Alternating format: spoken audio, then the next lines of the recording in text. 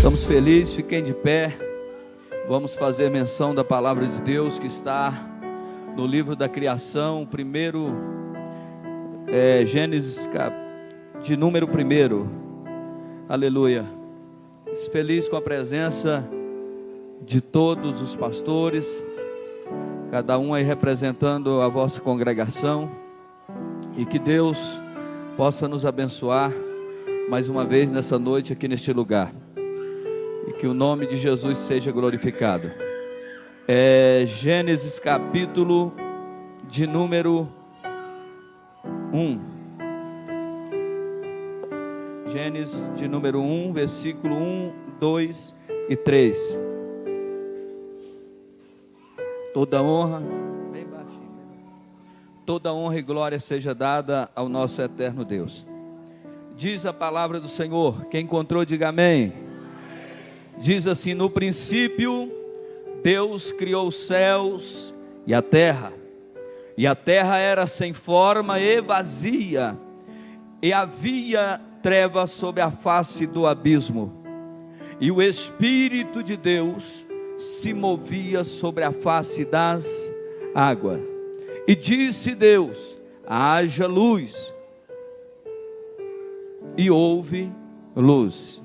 E disse Deus: haja luz, e houve luz. Pai eterno, glorioso e poderoso Deus de Israel, Senhor, abra, Pai, toca nas nossas faculdades mentais, para que nós possamos entender. Toca, Pai, a nossa mente, abra o nosso entendimento, para que nós possamos entender e compreender a Tua palavra. Nos ensina, Senhor, através da poderosa palavra do Senhor. Ó Espírito Santo, nosso professor, aquele que nos orienta e nos ajuda, toma direção, porque sou pó e cinza e necessito da Tua graça. Abençoa cada irmão, cada irmã, cada jovem, cada adolescente, cada pessoa e cada criança que chegou aqui nessa noite, no nome e no poder do sangue de Jesus Cristo. Podeis tomar os vossos lugares. Eu quero nessa noite estar compartilhando esta palavra com a igreja, e lembrando a cada um de nós que aqui estamos nessa noite, a palavra de Deus, ela é algo muito forte para nossas vidas. E nós precisamos pedir ao Senhor discernimento, entendimento, para que nós possamos fazer a obra de Deus da forma certa e do jeito correto.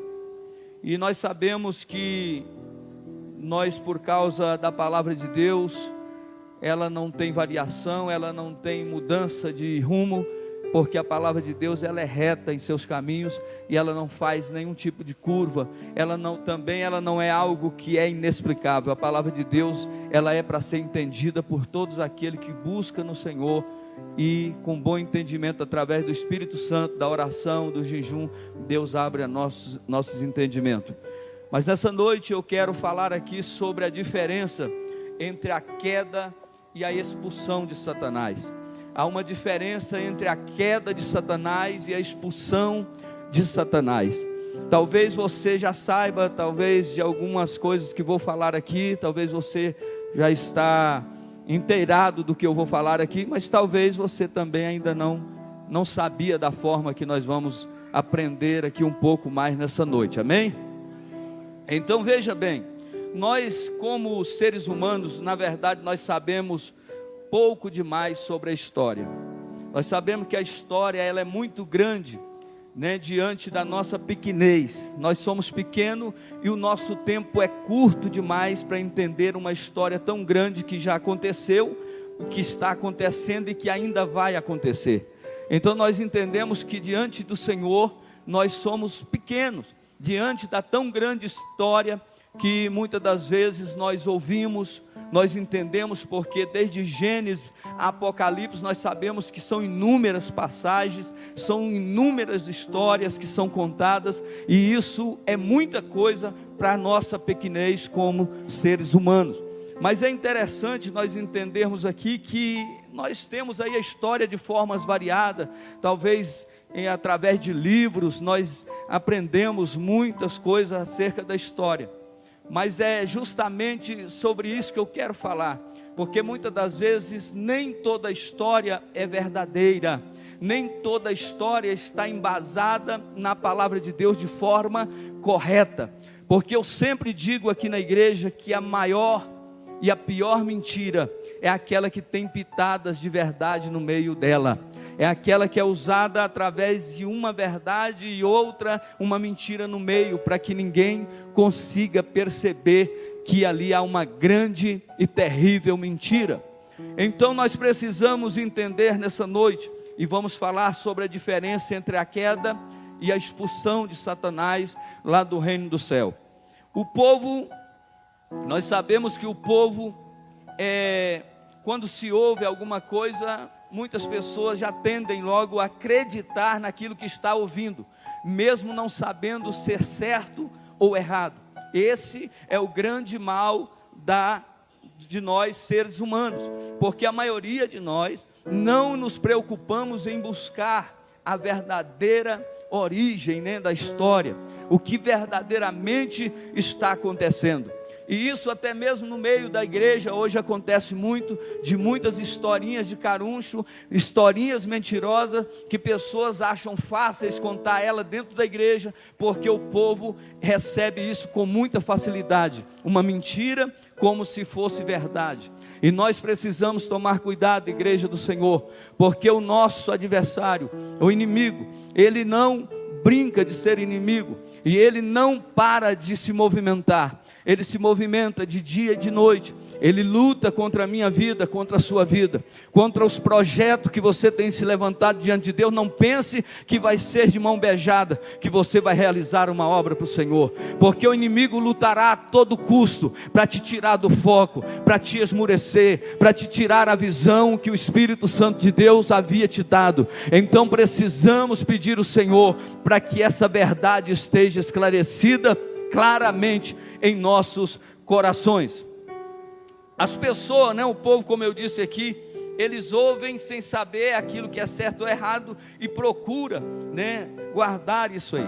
Então veja bem, nós precisamos entender, bem baixinho, irmão, o teclado, deixa eu te falar aqui, nós precisamos entender que há alguns ditados na Bíblia. Por exemplo, nós citamos uma história aqui, que para muitos, até para mim mesmo, eu dizia assim: o soldado cortou a orelha de Malco. Não é soldado, mas como nós nascemos e crescemos no Evangelho ouvindo que era um soldado, não era um soldado, era um sumo sacerdote que estava estagiando para assumir o trabalho sacerdotal. Mas como nós ouvimos algo e não buscamos se é verdade, nós acabamos confirmando que aquela em verdade é totalmente verdade.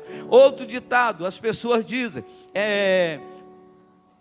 faz da tua parte que eu te ajudarei. Não existe isso na Bíblia. Então são inverdades, mas muitas pessoas carregam e até dizem, a Bíblia diz, Deus está dizendo, faz da tua parte que eu te ajudarei. Não tem esse versículo. Então o que tem é o quê? Um ao outro ajudou, e ao seu companheiro disse, esforça-te. Então esse é um versículo bíblico. Nós também, alguns dizeres aí, e na atualidade que nós estamos vivendo hoje, aí alguém pode dizer, mas para expulsar um demônio, você precisa saber o nome dele, da onde é que ele veio, quem é ele, para que ele saia, senão ele não sai. Mas aonde está essa referência bíblica que diz que tem que perguntar esse nome, da onde é que ele veio? Se não descobrir o nome, ele não sai. Mas isso fica formado aonde? Na nossa mente. E nós acabamos falando que uma mentira é verdade. O que eu quero falar com a igreja e compartilhar nessa noite, segundo a orientação do Espírito Santo, o que eu quero falar aqui é que quase todos nós cremos, não sei se todos, quase todos nós cremos que Satanás caiu antes da queda do homem. Quase todos nós, não sei, talvez tenha alguém aqui que já saiba que não foi assim. Todos nós temos na mente que Satanás caiu antes da queda do homem. Ou seja, nós estamos estudando sobre a diferença entre a queda e a expulsão de Satanás. Há uma diferença aqui, e é isso que nós vamos ver, para que nós possamos aprender. Por quê? Porque isso entrou na nossa mente, que Satanás caiu antes da queda do homem. Primeiro, nós vamos estudar nessa noite e confrontar aqui, nós vamos confrontar a teoria do hiato. Ou seja, essa teoria é que afirma isso que nós vamos ver agora. Essa teoria do hiato, a teoria do intervalo, ela afirma exatamente o que muitos inculcaram na mente e acham que foi dessa forma, que Satanás caiu antes da queda do homem. Porque Satanás estava no Éden? Por que a igreja tende a pensar que Satanás caiu antes da queda do homem? Porque ele estava onde? No Éden. Ele se apresentou lá como serpente, não foi? Tudo bem, mas lá não vai explicar a Bíblia que ele estava expulso do céu. Porque se nós olharmos em toda a Bíblia, nós vamos ver o que? Anjos que foram até Abraão e falaram com Abraão, não foi? Eles eram anjos caídos? Não, mas eles vieram. Assim também Satanás também tinha a mesma liberdade. Então veja bem, nós vamos falar sobre essa teoria. Essa teoria do hiato foi elaborada em 1780 por um teólogo escocês chamado Thomas Calmer. Ele foi criador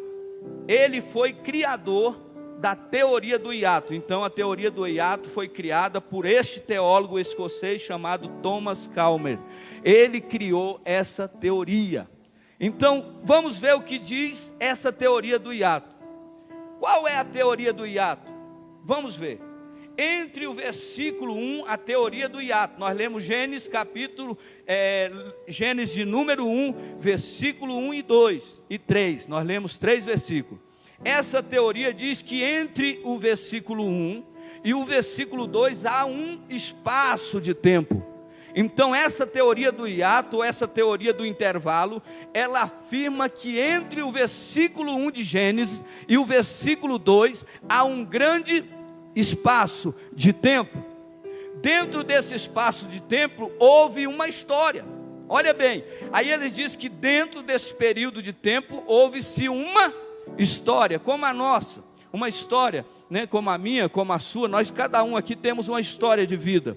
Esta história era regida por um gerente, segundo a teoria do hiato. Quem era esse gerente? Esse gerente se chamava Lúcifer. Então essa teoria afirma que ele tomava conta e governava nesse espaço de tempo. Mas este Lúcifer, diz a teoria, que ele se rebela contra Deus e ele se envaidece contra Deus. E as pessoas que viviam aqui na terra, elas eram totalmente diferentes de nós. Por quê? As pessoas que moravam aqui na terra, segundo a teoria do hiato, elas não tinham alma. Elas eram pessoas, todos como seres animais vivos. Elas não tinham alma como nós temos, segundo essa teoria. O resultado da rebelião de Satanás é que Deus vai punir essa terra. Então, segundo a teoria, Satanás se rebelia e Deus vai punir essa terra. Por causa do pecado de Satanás, Deus vai punir a terra. Com o quê? Deus vai punir a terra com um grande dilúvio. Esse grande dilúvio é a punição da terra, que segundo a teoria era conhecida como dilúvio de Lúcifer. Segundo a teoria, esse dilúvio era conhecido como o dilúvio de Lúcifer. Esse dilúvio matou tudo que existia aqui. O dilúvio veio e matou tudo que existia aqui. Precisamente situa-se no versículo 2, aonde a Bíblia diz, porque veja bem, a teoria do hiato, ela diz o seguinte, que há um espaço de tempo do versículo 1 de Gênesis ao versículo 2. No versículo 2 nós vamos ler que a Bíblia vai dizer o quê? E a terra era sem forma e vazia, e havia treva na face do abismo, e o Espírito pairava sobre as águas do dilúvio da teoria deles. Eles estão afirmando aqui que havia um dilúvio antes do dilúvio de Noé. Só que tudo isso aqui não é verdade, não tem, né, base bíblica. Então, mas é uma teoria, eu estou lendo aqui a teoria para que você entenda aquilo que ficou gravado na minha, na sua, nas nossas mentes, na mente de muitas pessoas de forma errada. O Espírito pairava sobre as águas. Qual a tentativa dessa teoria? É harmonizar a ciência com a Bíblia. Porque até o século XVIII havia uma crença que os fósseis encontrados eram totalmente diferentes dos seres vivos que povoavam a terra. Ou seja, eles, segundo o estudo dos teólogos daquela época, junto com o geólogo, eles estudaram e perceberam que as fósseis, ou seja, os restos mortais que haviam naquela época, era totalmente diferente daquelas dos seres vivos de hoje. Então, por causa que eles afirmavam isso, por falta da pouca tecnologia que havia naquela época para constatar se verdadeiramente era, fósseis como dos que estão vivos. Ou seja, hoje é fácil alguém encontrar um corpo que está enterrado há muitos anos, e esse corpo, passando por uma análise, eles vão compreender, entender que é de um ser humano, se é de um animal, com muita facilidade, por causa do quê? Da tecnologia que temos hoje. Mas naquela época, iniciando o século XVIII, quando essa teoria do hiato foi criada, não havia tanta tecnologia para entender acerca disso aqui. Dos que estavam debaixo da terra estavam vivos, então havia uma diferença. Por causa dessa impossibilidade, os teólogos tentaram organizar um relato bíblico, aquilo que os arqueólogos estavam descobrindo. Então eles viram que não tinha muita prova, então eles disseram, mas vamos ver se eles estão dizendo que é assim, e firmaram que na verdade o acontecimento tinha se dado ou acontecido. A tentativa era o que? Harmonizar o que? Houve um grande dilúvio antes da criação. O que eles queriam constatar é que antes do dilúvio de Noé, do versículo 1 para o versículo 2, no espaço de tempo, eles querem constatar aqui, a teoria do hiato, que houve um dilúvio. Olha bem como que é que eles estão trabalhando. Eles querem afirmar o quê? Que verdadeiramente houve um dilúvio. A ciência junto com os teólogos, então eles queriam unir isso e dizer, e afirmaram que verdadeiramente houve um dilúvio que aconteceu naquela época. E nós vemos o versículo lá, e o Espírito pairava sobre as águas. Então eles dizem, está tudo inundado. Então o dilúvio aconteceu e destruiu tudo, e ainda está assim. Só que nós vamos para frente ver que é uma teoria totalmente antibíblica, e que não tem fundamentos na palavra de Deus. Houve um grande dilúvio antes da criação, era o que eles queriam dizer. Este dilúvio foi provocado pela expulsão de Satanás, olha aí. Então, a teoria do hiato afirma que Satanás foi expulso antes da queda do homem. E é o que está impregnado na mente de muitas pessoas. Está na minha mente. Nós precisamos então o quê? Entender. Até eu falei nesses dias aqui, eu quero até, não sei se ele está aqui, o irmão Oswaldo, na escola bíblica dominical, quando ele fez uma pergunta, se Satanás estava lá, quando Jó se apresentou a Deus, e estava onde Jó estava, ele tinha contato no céu? Isso me fez buscar, porque as respostas que foram dadas ao irmão, eu vi que ficou um vácuo, porque aquilo que não harmoniza, tem alguma coisa errada. Então algo estava errado, e aquilo ficou quebrando a minha cabeça, eu pensando, Jesus, mas e quando você chega em algumas situações na Bíblia, você não encontra um encaixe, a peça não encaixa, você já viu? Você fala ali, alguém fala alguma coisa, mas não encaixa totalmente aquela peça que está faltando. E por isso eu resolvi buscar esse assunto, e cheguei a essa conclusão. Quando Satanás se rebelou e foi julgado, Deus o expulsou, e disse, ai dos moradores da terra, a teoria do hiato ainda, e juntamente com os moradores da terra, e com Lucifer, Deus envia o dilúvio e acaba com tudo. Esta é a teoria do hiato, ou a teoria do intervalo, porque para eles existe um intervalo entre o versículo 1 e um versículo 2. E eles dizem que não é um intervalo pequeno, é um intervalo de bilhões de anos. E isso nós vamos ver aqui mais para frente. Veja bem, entre o versículo 1 e o versículo 2, esta é a teoria que passaram-se bilhões de anos. E quando o versículo 2 termina, você tem uma nova criação que vai se iniciar. Aí a teoria do hiato vai dizer o quê? Que Deus agora, depois de um mundo totalmente em caos, destruído, Deus inicia uma nova criação. Quando nós lemos aqui, ali eles afirmam que Deus vai começar um novo processo de criação depois da grande destruição que aconteceu. Isso não é verdade, porque o Deus que nós cremos e servimos não é um Deus desorganizado. O Deus que nós servimos é um Deus supremo, e Ele não anda fazendo obra para desfazer, Quando Ele faz com convicção, porque Ele é um Deus que está acima de todas as coisas. Mas essa é a teoria deles. Mas vamos à frente. Enquanto o versículo 2 termina, você tem uma nova criação que Deus vai iniciar, usando aquela terra que estava arrasada há bilhões de anos, que estava submersa debaixo das águas. Esta é a teoria do hiato. Depois de Thomas Calmer, aquele primeiro que foi fundador dessa teoria, aquele escocês, um outro teólogo em 1784 destrinchou a teoria do hiato.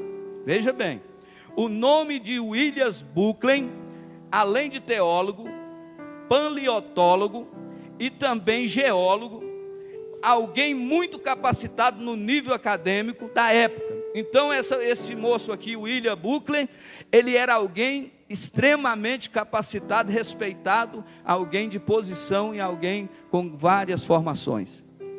E ele vem o quê? No século XVIII, ele ajudou da reputação e formação da teoria do hiato, ou seja, ele reforçou mais ainda, essa teoria é verdadeira, verdadeiramente houve um dilúvio antes da criação. Então ele reforça e isso fica mais forte ainda, de forma que um homem, a história entra no século XIX com muita força, a teoria do hiato no século XIX entra com muita força, por causa da massificação desses homens trabalhando em cima dessa teoria.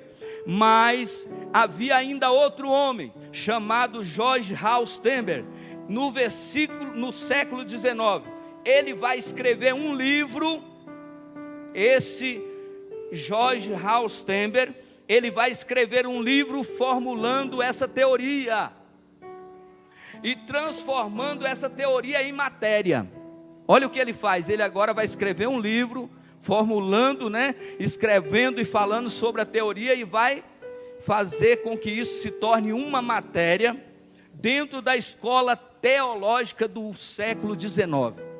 Aí agora isso já passou a ser uma matéria, ou seja, a teoria do hiato vai se fortificando. No século XIX é essa conversa. Aqui na América Latina ou aqui no Brasil, essa teoria foi disseminada pela Bíblia de Estudo Scofield. Eu não sei se você tem essa Bíblia, ou já teve, eu acho que eu já tive uma Bíblia dessa, é a Bíblia de Estudo Scofield. Essa Bíblia, ela traz essa teoria, ela foi trazida no início do século XX para o Brasil, através de missionários que vieram e trouxeram essa Bíblia, com esta teoria. No rodapé dessa Bíblia havia essa teoria, a teoria do hiato, ou seja, que do versículo 1 para o versículo 2, há um espaço de tempo, aonde aconteceu verdadeiramente um dilúvio. Mas para justificar esse ensino, as pessoas tinham que justificar a expulsão de Satanás antes da queda do homem. Para que essa Bíblia fosse fortificada, os dizeres dela tinham que verdadeiramente afirmar. Como a tecnologia avançou e as pessoas descobriram que os fósseis encontrados naquela época eram os mesmos da atualidade, então essa teoria do hiato cai por terra, ou seja, essa teoria perde força. Mas é algo interessante aqui, irmão, que nós precisamos tomar cuidado com nossas Bíblias de estudo. Por quê? Porque o que é verdadeiro e inspirado pelo Espírito Santo é o texto majoritário. O rodapé ali pode ter erros. Por quê? Assim como um pregador comete erro quando está pregando, quem ali dá seu parecer no rodapé daquela Bíblia pode estar cometendo um grave erro, como na Bíblia Scofield. Então eles trouxeram essa teoria do hiato, e as pessoas deixou que isso ficasse guardada no coração. E foi provado também o seguinte, que existe sobre a terra a diferença entre os fósseis que foram encontrados sobre a terra, a diferença que eles foram petrificados. Isso não demora bilhões de anos para acontecer, ou seja, não é necessário bilhões de anos para petrificar as fósseis, ou seja, então já descartou. Quando houve, por causa da evolução, da tecnologia, o povo vai evoluindo, então ficou descartado que aquelas fósseis encontradas eram as mesmas da atualidade, de pessoas que estão vivas hoje. Então já caiu por terra a teoria do hiato.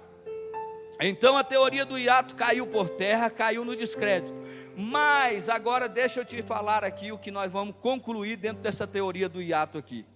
Mas o monstro que criou para existir, a teoria do hiato caiu. Ninguém acreditava mais, porque viu que não tinha bases bíblicas. Mas o monstro ficou ainda trabalhando, que é este engano, que Satanás foi expulso antes da queda do homem, e isso ficou aonde? Na nossa mente. Aí alguém pergunta assim, Satanás caiu antes da queda do homem ou quando foi? Não, caiu antes da queda do homem, porque lá no jardim, quando o homem estava no jardim, Satanás estava lá presente, fez Eva pecar. Espera aí, vamos para a Bíblia, porque a Bíblia é que é a nossa regra de fé, e a Bíblia que nos ensina o que é certo e o que é errado. Mas é isso que a Bíblia nos ensina. Vamos agora voltar segundo a Bíblia. Vamos para a Bíblia agora. Aqui nós lemos a teoria do hiato para os irmãos abrir a mentalidade para entender o que essa teoria achava acerca do versículo 1 e 2 e 3 de Gênesis. Agora vamos. A questão 1 é o seguinte. Gênesis capítulo 1, segundo a Bíblia, nós temos o relato de quê? Da criação. Gênesis capítulo 1, todo mundo quando fala livro da criação, todo mundo já sabe quem é, qual que é, todo crente sabe, porque lá está relatando sobre a criação. Nós temos aqui, em Gênesis capítulo 1, nós temos Deus criando o tempo, nós temos Deus criando o espaço, e nós temos Deus criando a matéria. Nós temos Deus trabalhando em um processo gradativo, uma coisa após a outra. Agora, o versículo 2 nós temos o quê? Eu tenho um mundo que não está em caos, porque a teoria do hiato diz que o mundo estava em um caos, estava tudo destruído, e isso não é verdade. Por quê? Eu tenho um mundo que não está num caos, mas um Deus que está organizando tudo. O mundo não estava desorganizado. A pessoa olha, o mundo era sem forma e vazia, e havia treva à face do abismo, e o Espírito pairava sobre as águas. Não é mundo em caos, é um mundo que está sem forma e vazio, mas que o Deus de Israel é como um canteiro de obra, que a pessoa coloca lá a areia, a brita, o cimento, está tudo ali, e ali ainda está desorganizado aos olhos de quem está olhando, mas aos olhos daquele que é o arquiteto, aquele que projetou, ele já vê ali o que? Uma grande planta e uma grande construção, ou um grande edifício. Então não havia nada em caos. Então joga a teoria do hiato por terra, que diz que o mundo estava em um verdadeiro caos, e não era verdade. Veja bem, colocando tudo em seu devido lugar, é o que Deus está fazendo. A terra era sem forma e vazia. Eu tenho toda criação, mas na forma vazia. Olha bem que a Bíblia vai dizer que o Espírito, havia treva à face do abismo, e o Espírito pairava sobre as águas. Agora se fosse eu ou você, se chegássemos no lugar onde há treva, nós ia dizer o quê? Tem alguma forma em treva? Não. nós não enxergamos nada, não tem como ver nada. É por isso que no versículo 3 a Bíblia diz que Deus diz o que? Haja luz, e houve luz, porque agora as coisas vão ter que encaixar cada uma delas no seu devido lugar. O Espírito pairava sobre as águas, isso mostra que havia controle e domínio sobre tudo. Se o Espírito está sobre as águas, ele tem controle da situação. Mas o que o Espírito está fazendo? Tudo estava sendo potencializado pelo Espírito Santo de Deus, para se fazer o que Deus queria que fosse. Tudo estava sob controle. Deus inicia a criação sim, no versículo 1, no versículo 2, e vai dando continuidade. Não houve a teoria do hiato cai por terra, porque não houve um dilúvio, não houve uma expulsão de Satanás até então. Veja bem, para que nós possamos entender isso, significa que tudo estava no controle de Deus. Quem fazia as obras quando Deus dizia haja? Quem é que fazia essas obras? Deus disse haja luz, houve luz. Quem fazia as obras? Quem fazia essas obras? O próprio Verbo, chamado Jesus Cristo. Se nós lermos João capítulo 1, versículo 1 até o 5, nós vamos ler: e no princípio era o Verbo, e o Verbo estava com Deus. E aí prossegue, falando sobre o Verbo, sobre que eles criaram, e antes de ser criado todas as coisas, eles já existiam. Então quem fazia segundo a voz de Deus era o próprio Jesus. O Verbo, a palavra de Deus, o Verbo de Deus. Verbo no hebraico é o verbo bará. Verbo no hebraico chamado verbo bará, que significa palavra que tem poder. Quando você diz essa palavra bará, você está dizendo palavra que tem poder, ou trazer à existência aquilo que não existe. Esse é o verdadeiro sentido da palavra haja, é o verdadeiro palavra do sentido verbo, quando ele diz as coisas começam a existir aonde não existe. Também isso é conhecido como ex nihilo. Ex nihilo significa Deus trazendo as coisas à existência do nada. A palavra ex nihilo significa Deus trazendo à existência as coisas do nada. Aquilo que não existe, através da palavra de Deus, começam a existir. E nós vemos aí o Deus começando a ordenar e colocando tudo no seu devido lugar. Separação da água com a terra. Ele coloca haja luz, haja noite, e assim Deus foi criando uma coisa atrás da outra. Vamos lá. Então não existe problema nenhum no versículo 1, 2 e 3. Não existe. Não tem problema aqui, como a teoria do hiato diz que tem. Que houve um espaço de tempo entre o versículo 1 e o versículo 2, e que houve um dilúvio, e que Satanás regia e governava. E não é verdade. Isso é uma teoria. E muitas das vezes hoje muitas pessoas ainda continuam confirmando que Satanás foi expulso antes da queda do homem no paraíso. E isso não é verdade. A Bíblia não foi escrita para provar nada para a ciência. A Bíblia não foi escrita para debater com ciência. Agora, se a ciência agir de forma correta, vai ver que vai dar certo. E a Bíblia, ela não existe nada escondido ou obscuro. A Bíblia é clara. A Bíblia, ela fala as coisas claramente. Todos que têm o Espírito Santo entendem a palavra de Deus. Somente quem não quer é que não vê a glória e o poder de Deus se manifestando através da palavra de Deus. Tudo bem, a teoria do hiato é que Satanás caiu antes da queda do homem, foi lançado de lá para cá. Mas vamos ver o que diz Romanos 5, versículo 12. Diz assim: portanto, da mesma forma, como o pecado entrou no mundo por um homem, pelo pecado a morte, assim também a morte veio a todos os homens, porque todos pecaram.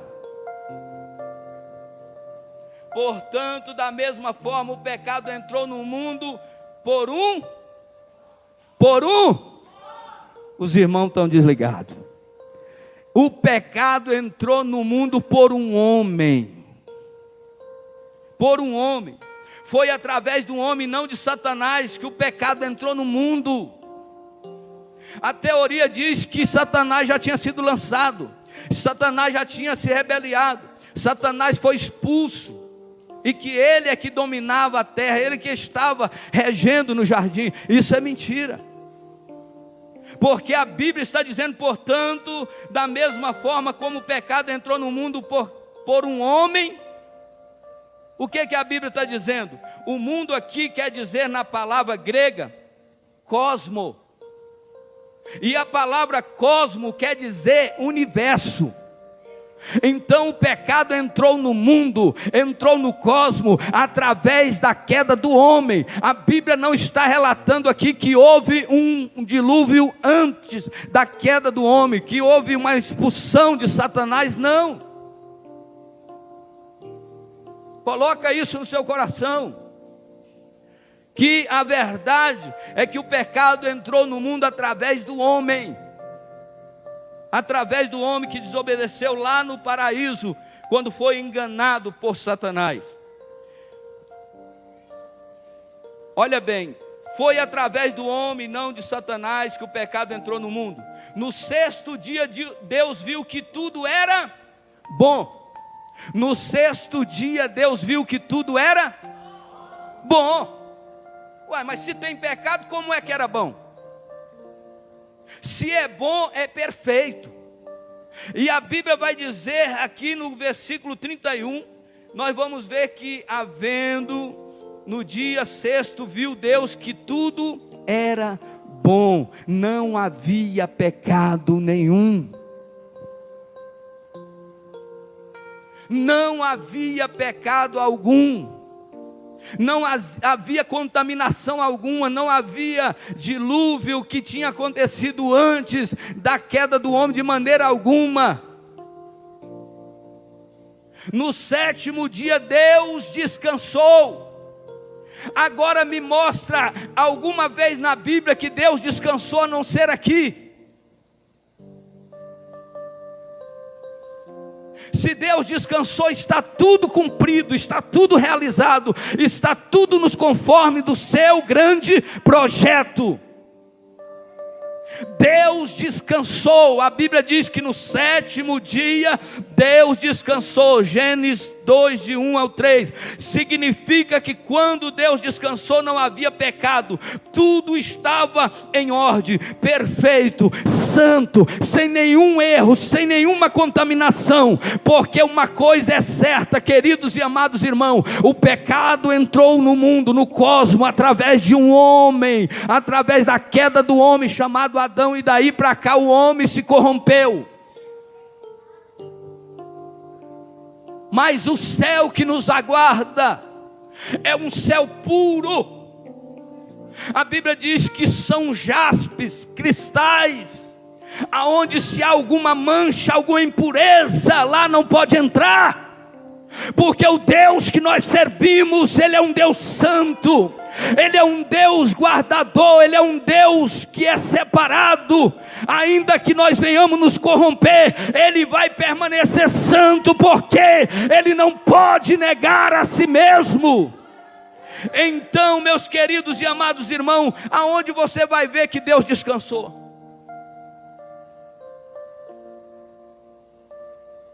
Se nós olharmos aqui, Deus descansou porque Ele estava cansado? Não. Deus descansou porque a obra estava concluída. Você lembra quando Jesus estava na cruz, quando Ele olha e diz o que para Deus? Pai, está consumado, está cumprido. Então Deus aqui descansa, não é porque Ele se cansou não, Deus não se cansa e nem se fadiga.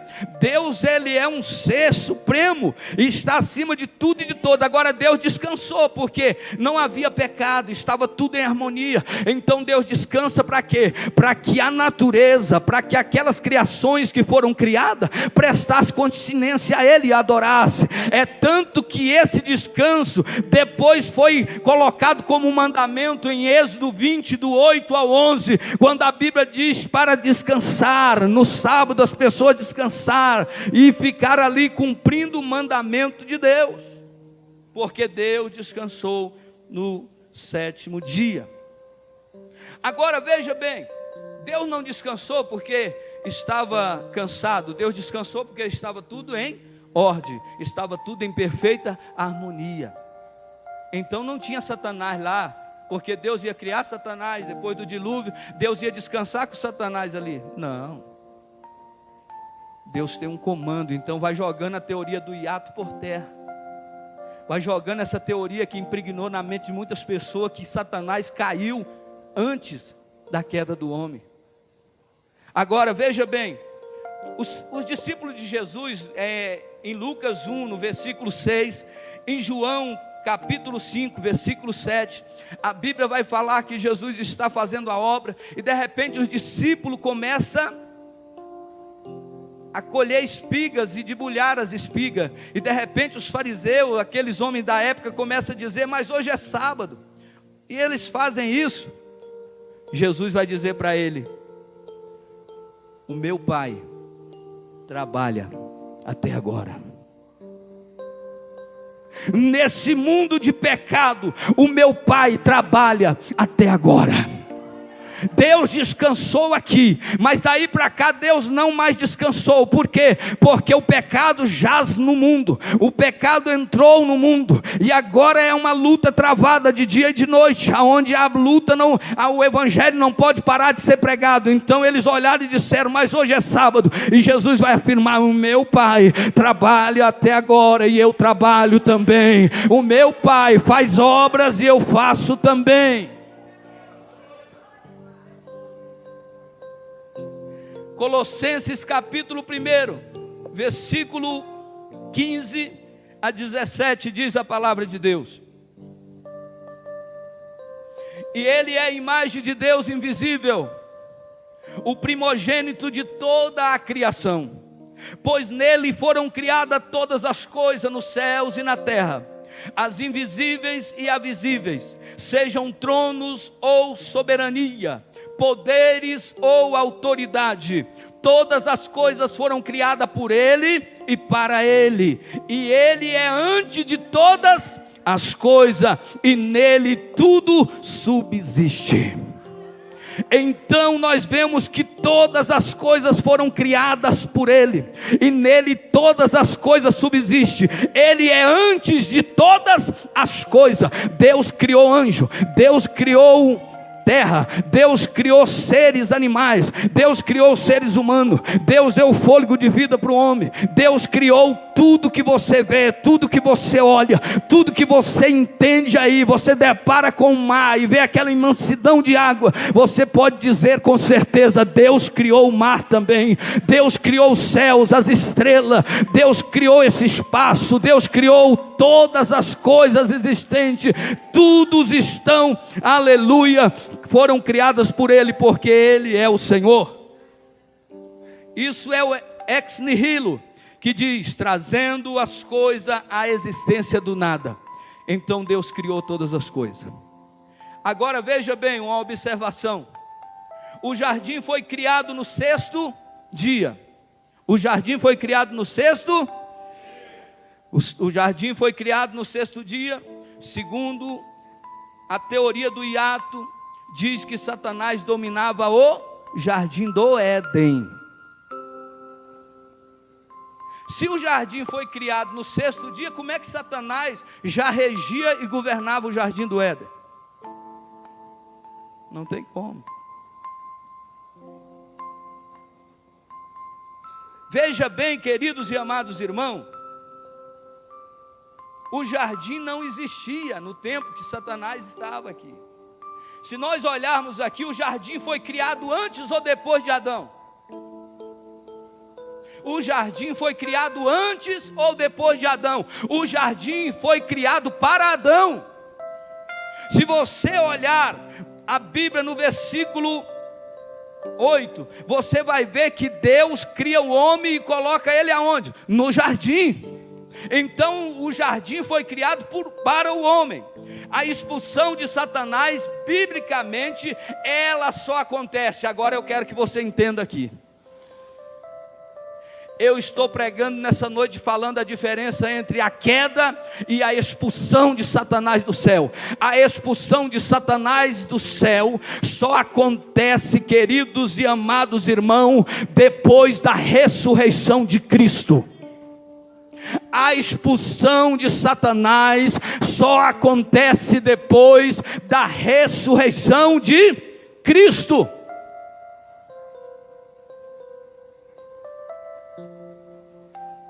Vamos entrar aqui na Bíblia. Olha o que vai dizer a Bíblia. Vamos pensar um pouco aqui.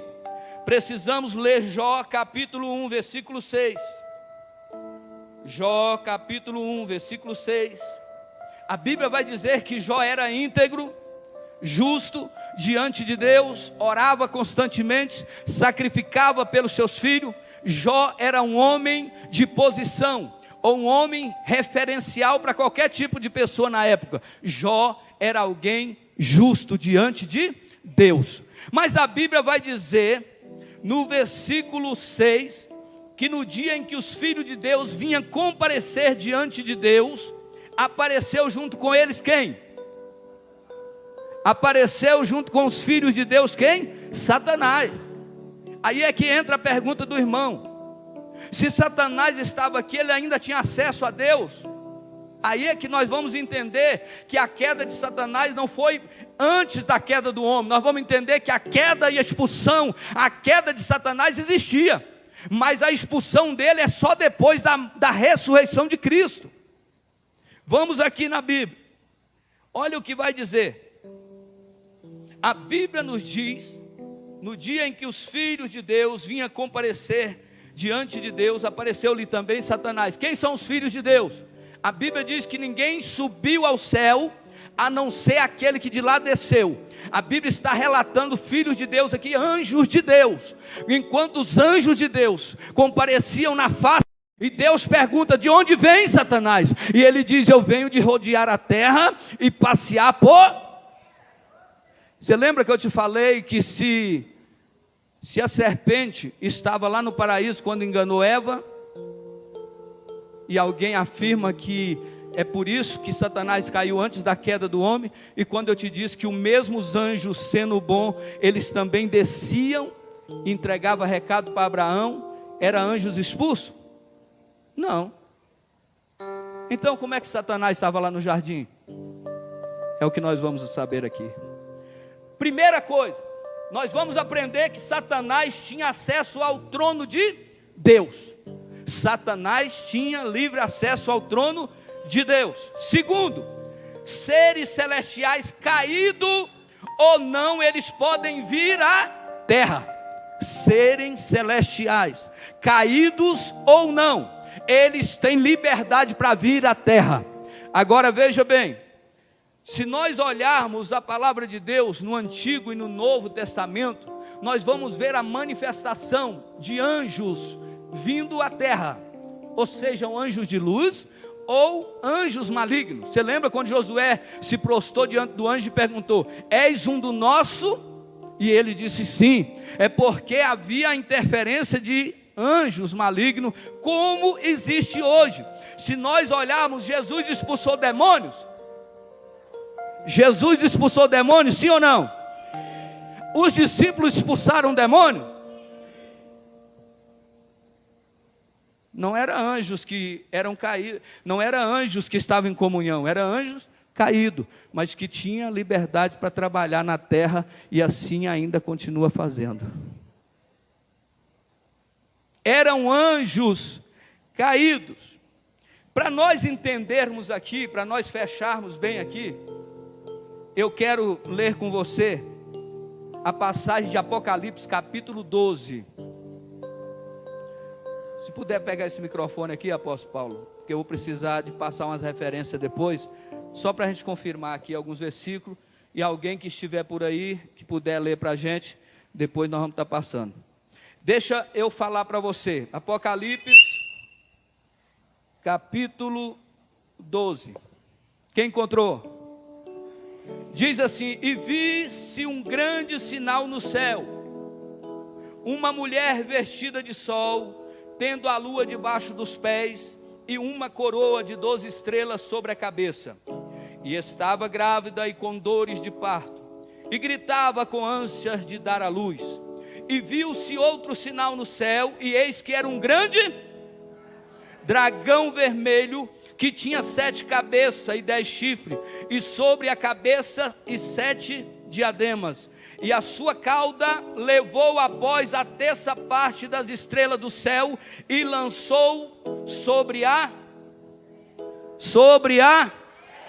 e o dragão parou diante da mulher que havia de dar à luz, para que, dando ela à luz, lhe tragasse o filho, e deu à luz ao filho, um varão, que tinha de reger todas as nações com vara de ferro, e o seu filho foi arrebatado para Deus e para o seu trono. E a mulher fugiu para o deserto, aonde não tinha lugar preparado por Deus, para que ali fosse alimentada durante 1260 dias. E houve batalha no céu, Miguel e os seus anjos batalhavam contra o dragão, e batalhava o dragão e os seus anjos, mas não prevaleceram, nem mais se achou lugar uma batalha aqui, olha bem o que você vai entender. E foi precipitado o grande dragão, a antiga serpente, chamado Diabo e Satanás, que enganava todo mundo. Ele foi precipitado na terra, e os seus anjos foram lançados com ele. E ouvi uma grande voz no céu, que dizia: agora é chegada estar a salvação, e a força, e o reino do nosso Deus, e o poder do seu Cristo. Olha aí, agora vai falar, depois da morte de Cristo, Satanás é lançado, depois do poder do seu Cristo, porque já o acusador dos nossos irmãos é derribado, a qual diante de Deus os acusava de dia e de noite. Eles o venceram pelo sangue de quem? Eles o venceram pelo sangue do Cordeiro e pelos seus testemunhos, e não amaram a sua vida até a morte. Pelo que alegrai-vos, ó céu, e vós que nele habitais. Ai dos que habitam na terra e o mar, porque o diabo desceu até vós e tem grande ira, sabendo que já lhe resta pouco tempo. E quando o dragão viu que fora lançado na terra, perseguiu a mulher que dera a luz ao varão, e foram dadas à mulher 2 asas grandes de águia, para que voasse para o deserto, ao seu lugar, onde é sustentada por um tempo, e tempos, e metade de um tempo. Foram fora da vista da serpente, e a serpente lançou da sua boca atrás da mulher águas como um rio, para que pelas correntes fizesse arrebatar.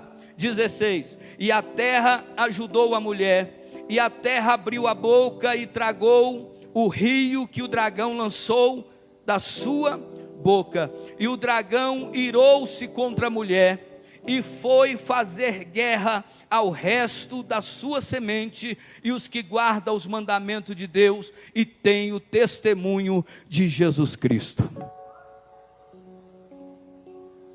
Esta passagem, ela esclarece nitidamente que o inimigo foi vencido e foi lançado pelo poder do sangue do Cordeiro. Por isso foi falado aqui que a queda, a expulsão de Satanás não foi antes da queda do homem, mas sim foi depois que Cristo ressuscitou de dentre os mortos.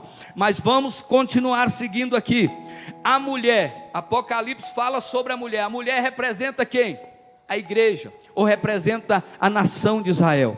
Então, quando a Bíblia fala de mulher, está falando de nação, falando de um povo. Esta mulher, a Bíblia diz que quando o homem peca lá no paraíso, o que é que Deus diz para Satanás? Que da semente da mulher nasceria um que pisaria onde? Na sua cabeça. Então nós vemos aí que esta mulher representa Israel, representa a igreja de Cristo. Então o inimigo, ele desce com muita ira, e se nós percebermos, nós vamos ver durante todo o período da Bíblia, Satanás preocupado em matar os homens, meninos que nasciam. Se você olhar a discussão entre Abel e Caim, se nós olharmos, nós vamos ver lá no Egito, Faraó mandando matar todas as crianças que nasciam homens. Então essa perseguição vem se alastrando. Lá no tempo de Esté, o rei Assuero, segundo a ordem de Amã,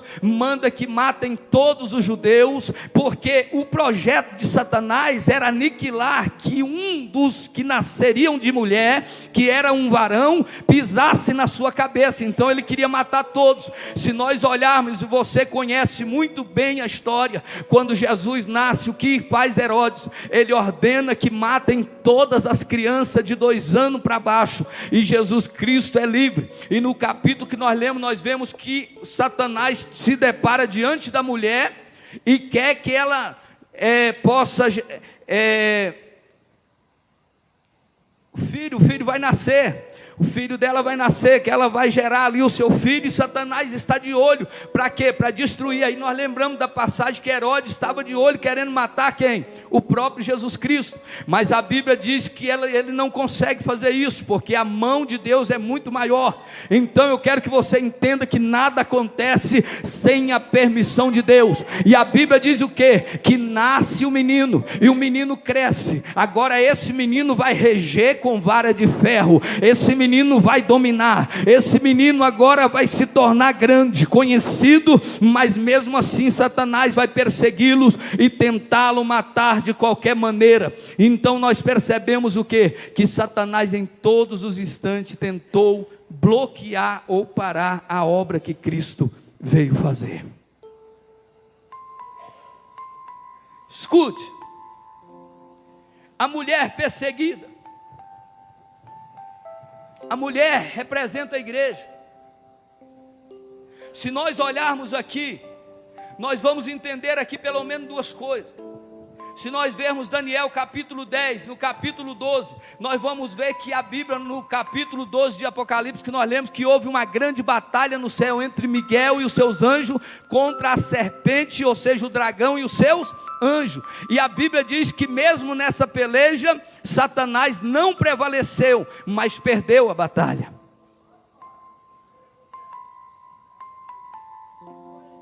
É interessante que durante todo o período, Satanás tinha acesso ao trono de Deus, e ele não podia ser expulso. Mas quando Jesus diz na cruz, está consumado, Jesus está dando a liberdade para que Satanás agora seja expulso. E se nós lermos os versículos aí, nós vamos ver dizendo: ai dos que habitam na terra, porque Satanás foi lançado sobre ela.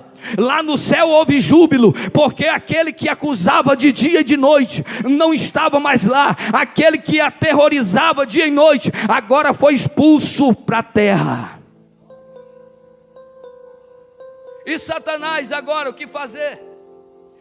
Se nós olharmos no versículo 12, olha o que vai dizer no versículo 12: pelo que alegrai-vos, ó céu, olha bem, vós que nele habitais, ai dos que habitam na terra e no mar, porque o diabo desceu a vós com grande ira, sabendo que já tem pouco tempo. E quando o dragão viu que fora lançado, olha bem, na terra, perseguiu a mulher que dera a luz ao filho varão. Se Jesus venceu Satanás após a sua ressurreição, o que aconteceu depois que Jesus sobe ao céu? Satanás vai perseguir quem? A igreja. Eles são mortos. Se nós olharmos, o próprio João está ilhado na ilha de Pátimo aqui. Os outros todos já haviam morrido. Porque a grande fúria de Satanás agora, se eu não posso contra esse Jesus, eu quero matar, eu quero perseguir a igreja. Está no versículo de número 13. Quando o dragão viu que fora lançado na terra, perseguiu a mulher que dera a luz ao varão. Quem é essa mulher? A igreja, Israel. E foram dadas à mulher 2 asas, para que ela fugisse para onde? Para o deserto, asas de águia. Ou seja, nós entendemos que nós dependemos totalmente de Deus para sobreviver. Nós sem Deus, nós não estaríamos aqui se não fosse a mão de Deus. Mesmo o inimigo armando as estratégias, mesmo com toda a fúria, porque a Bíblia diz que pouco tempo lhe resta, e ele está na terra, mas ele está furioso. Só que Satanás está limitado aqui. Satanás está limitado, ele não faz o que ele quer. Existe uma limitação para ele, e ele não pode fazer o que ele quer. Mas qual é a função de Satanás, igreja? Qual é a função de Satanás? Acusar, de dia e de noite. Ele é acusador. Diabolos, acusador. É isso que ele faz, ele acusa. Lembra que ele foi até Deus dizer: a Jó está desse jeito porque o Senhor dá tudo para ele, tira o que ele tem, para ver se ele não vai blasfemar contra ti. Lá ele ainda estava com acesso no céu. É o que destrói a teoria do hiato, porque o hiato vai dizer que houve uma queda antes, uma expulsão antes da queda do homem. Era isso que não bate, que não dá certo. Porque se alguém está expulso e tem acesso ao trono de Deus, vê se ele tem acesso agora. Não tem. Ele está aqui, está limitado, está aguardando o grande dia de Deus. Mas ele está limitado, mas está furioso. A Bíblia diz: tomai cuidado, porque os anjos do Senhor estão ao vosso redor, mas Satanás está ao vosso derredor, rugindo feito leão, procurando alguém para que possa tragar. Isso já é revelação do Espírito Santo aos seus santos. Nós precisamos, igreja do Senhor, entender isso. Veja bem, Romanos 8:31, quem tentará acusação contra os filhos de Deus? Deus é que nos justifica. Romanos 8:31, que diremos, pois, diante dessas coisas? Se Deus é por nós, quem será contra nós? Ei, quem tentará acusação contra os escolhidos de Deus? O próprio Satanás. Ele é acusador. Ele não respeita criança, ele não respeita ministério, ele não respeita ninguém. Ele só respeita aqueles que têm a marca do sangue do Cordeiro. Ele só respeita aqueles que verdadeiramente são cristãos lavados e remidos pelo sangue do Cordeiro.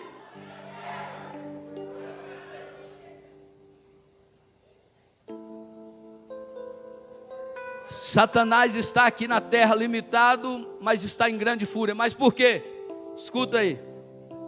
Ele está furioso, sabe por quê? Primeiro, ele foi expulso do céu. Então a grande tristeza dele é essa, porque ele já foi expulso do céu. Segundo, não pôde destruir a semente da mulher. Tentou de Adão até os dias de Jesus, tentando, destrói um aqui, destrói outro ali, tenta por aqui, mas não conseguiu destruir a semente da mulher, porque a profecia diria o quê? Tu lhe ferirá o calcanhar, mas ele pisará a cabeça. Se você observar, quando está dizendo ferirá o calcanhar, uma ferida no calcanhar não é ferida mortal não. Agora uma ferida, pisar, esmagar a cabeça é mortal. Então o que está dizendo? Você vai ferir ele lá na cruz do Calvário, tu vai levar ele à cruz, mas ao terceiro dia ele vai ressuscitar, e vai pisar sobre a tua cabeça, e você verá que há um Deus que tem poder na terra.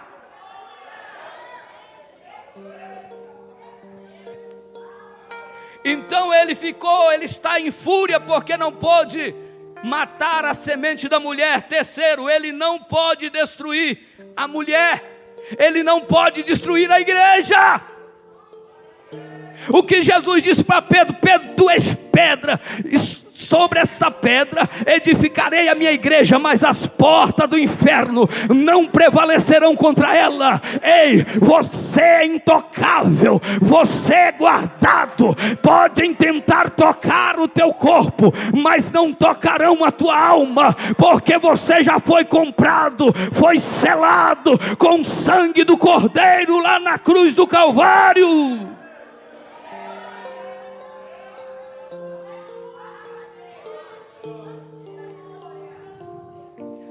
Então o inimigo sabe que a igreja é protegida por Deus. É o dodói de Jesus, é a igreja. Você lembra quando Paulo está indo a Damasco perseguir a igreja? O que é que Jesus diz para ele? Paulo, Saulo, por que me persegue? Ele diz: a quem? Eu não estou perseguindo o Senhor, quem é? Jesus. Quando tu persegue a minha igreja, tu me persegue. Cai por terra, inimigo de Deus.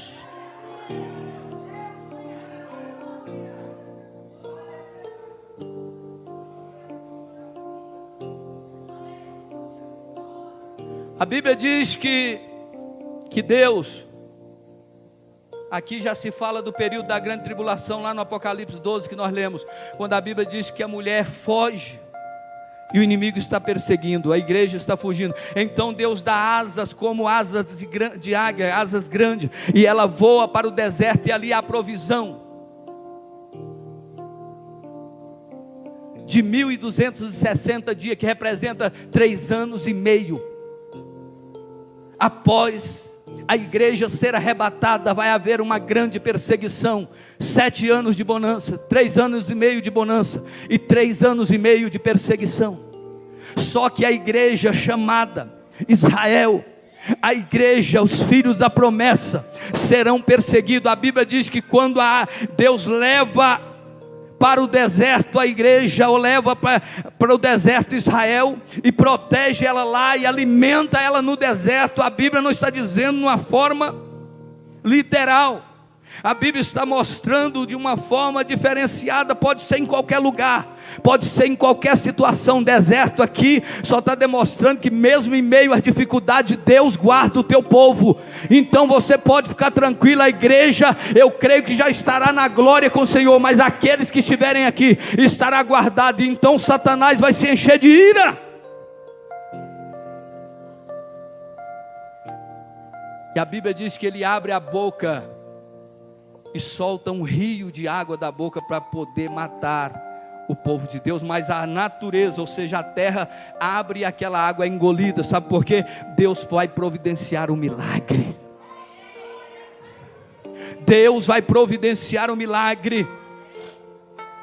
E a terra ajudou a mulher, e a terra abriu a boca e tragou o rio que o dragão lançara da sua boca. Olha aí a natureza. Deus vai enviar a situação, Deus vai criar a situação para que a pessoa que aqui estiver, você não, porque nós não vamos estar aqui, mas a igreja que estiver por aqui na terra, ela vai ter o livramento de Deus. Olha aí, o dragão irou-se contra a mulher e foi fazer guerra sobre o resto da semente, ou seja, os cristãos, Israel, filhos da promessa.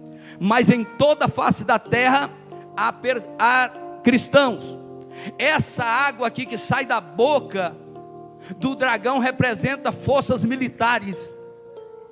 Se você vê o dragão, ele tem domínio, tem chifre, tem diadema, tem 10 cabeças, ou seja, tem autonomia, tem autoridade, é governo. É o governo perseguindo a igreja. Aí ele não pode perseguir Israel. O que ele faz? Ele vai perseguir aqueles que se converteram ao evangelho. vai começar a perseguir os cristãos, a igreja. A Bíblia diz que então Deus vai prender Satanás no período de 1000 anos. Satanás não vai fazer mais nada.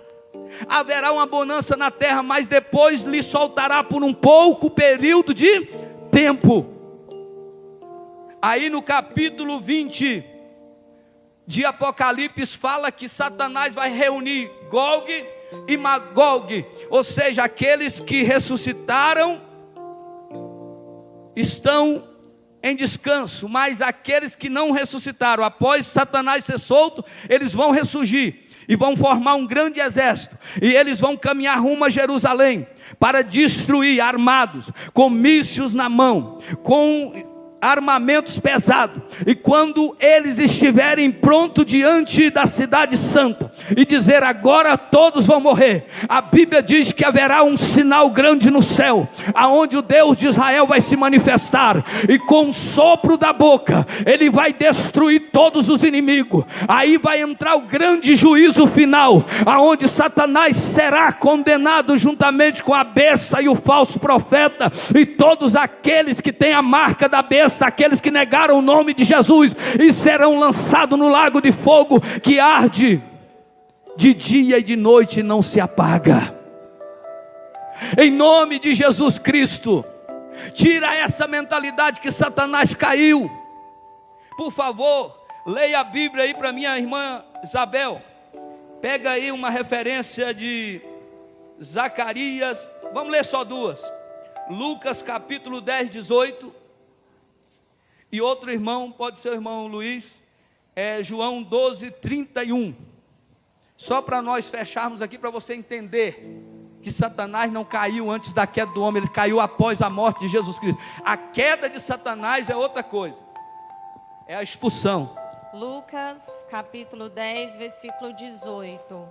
E disse-lhes: eu via Satanás como raio cair do céu. Quem foi que disse isso? Jesus está dizendo, eu via Satanás, falando para os seus discípulos. Foi como que Jesus estava dizendo, eu vi Satanás caindo do céu, porque Jesus já via a derrota dele. Veja esse aí, o próximo versículo de João 12, 31. João 12, 31. Agora é o juízo deste mundo, agora será expulso o príncipe deste mundo. Agora vai ser feito o juízo e vai ser expulso o príncipe desse mundo.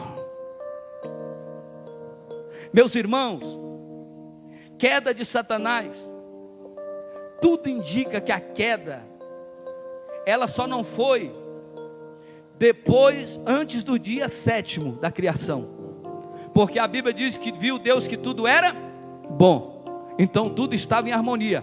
Agora, da queda do 7º dia da criação, onde Deus descansa, aí desse período, Satanás agora caiu. Mas quando ele está lá no paraíso, coloca isso no seu coração, ele está ali como qualquer anjo que tem direito de andar e passear pela terra, sendo ele caído ou não.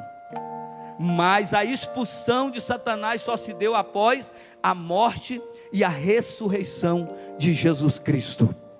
Então Jesus o venceu. Só o sangue do Cordeiro para nos garantir vitória. Então Jesus nos deu vitória. Então isso desconstrói a teoria do hiato. Não existe. É carunchinha, é conversa fiada. O Deus que nós servimos fez tudo da melhor forma possível. Agora, se Satanás foi expulso, estando no céu, quando Jesus ressurge aqui, eu quero te dizer uma coisa, que você está guardado pelo sangue do Cordeiro. Você que serve a Deus com integridade, com amor e com fidelidade, você está protegido pelo sangue de Jesus. Aonde está esse sangue, o diabo não pode tocar. Aonde está esse sangue, Satanás não entra. Aonde está esse sangue, ninguém pode tocar, porque Jesus nos garantiu vitória. Foi lá na cruz do Calvário, quando a morte e o inferno perdeu a sua vez. Fica de pé. Vamos orar. Vamos agradecer a esse Deus que fez tudo por nós. Esse Deus que se despojou da glória. Esse Deus que deixou tudo que Ele tinha por mim e por você. Esse Deus que me ama, que te ama, e que continua dizendo: vinde a mim os cansados e oprimidos. Ah, meus irmãos, se a igreja soubesse o tão pouco tempo que resta para a igreja ser arrebatada, eu era mais crente, todos eram mais crentes, nós ia orar mais, nós ia jejuar mais, nós ia ler mais a palavra, porque Satanás está trabalhando para tentar destruir o projeto de Deus, mas aquele que tem o nome escrito no livro da vida, esse está amparado pela gloriosa palavra do Senhor. Seja fiel ao Senhor. Coloca no seu coração que Jesus Cristo pagou esse alto preço, foi para que você tivesse vida e vida com abundância. Você foi escolhido, você foi comprado pelo sangue do Cordeiro. E o Senhor nessa noite quer tocar o seu coração mais uma vez. Fecha os teus olhos, fala com Deus. Senhor nosso Deus e eterno Pai, aqui nós estamos diante da Tua presença. Pedimos, ó Pai, a Tua graça, a Tua unção, o Teu poder. Vem derramando, Senhor, sobre nós a Tua graça. Eu sei, meu Pai, que o Senhor pagou um alto preço para que nós pudéssemos estar aqui. Eu sei, meu Deus, que o Senhor tem nos acobertado e nos guardado debaixo do Teu sangue. Por isso, meu Deus, guarda a Tua igreja. E que a Tua igreja não seja levada por qualquer vento de doutrina. Porque a Tua palavra diz que o povo se perde por falta de conhecimento. Mas o Senhor é um Deus que conhece as nossas fragilidades. O Senhor é um Deus que conhece, o Pai, o nosso necessitar. Por isso visita agora cada um dos Teus filhos, cada criança, cada jovem, cada adolescente, cada obreiro. Porque há uma disputa, meu Deus, que está existindo em pleno século 21 entre a igreja, entre os irmãos. É um querendo ser melhor do que o outro, é um tentando matar o outro, prejudicar o outro. Meu Deus, isso não é papel da igreja. A igreja está aqui para edificar.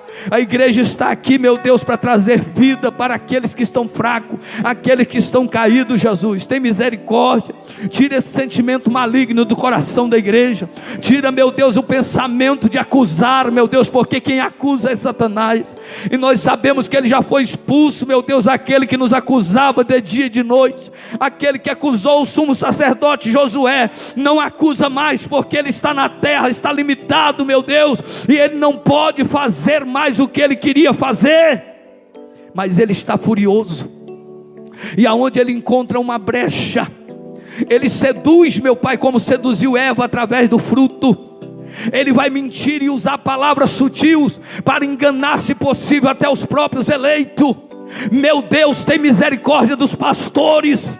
Meu Deus, tem misericórdia, meu Pai, dos profetas, porque a Tua palavra diz que naquele dia, quando aconteceu o arrebatamento, meu Deus, aqueles que dizem ser profeta e pastores e não são, terão as vestes rasgadas e serão envergonhados, meu Deus.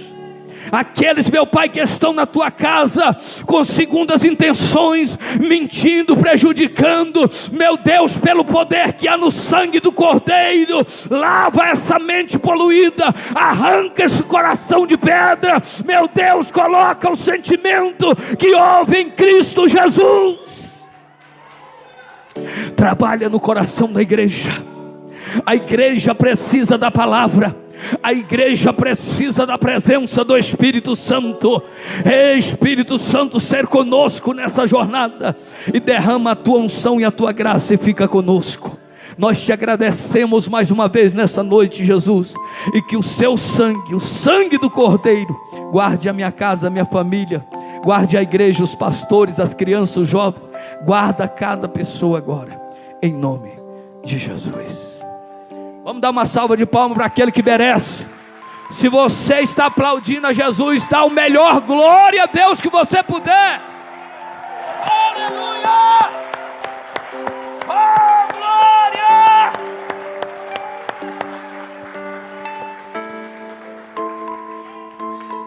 A vitória é nossa. Se alguém vir com essa teoria para você, você sabe que não é verdade.